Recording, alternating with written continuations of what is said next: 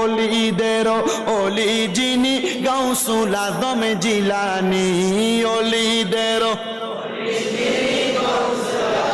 জিলানী, বাগদাদে জন্ম কুতুবে রাব্বানী।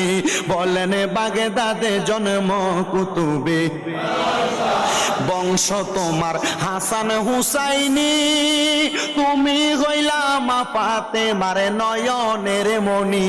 বলেন বংশ তোমার হাসান হুসাইন, আইরে তুমি হইলা মা ফাতেমার নয়নের মণি।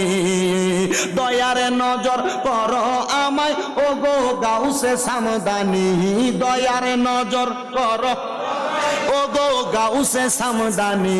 বাগদাদে জন্ম কুতুবে রব্বানী, বলেন বাগদাদে জন্ম কুতুবে।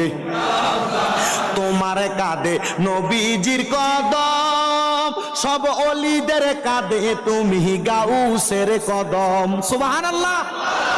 গৌসে পাকের নুরানি কাঁধ মুবারক আমার নবীর কদম, আর গৌসে পাক আব্দুল কাদের জিলানীর এই নিজের কদমগুলা প্রত্যেক আল্লাহর ওলির কাঁধের উপরে আছে।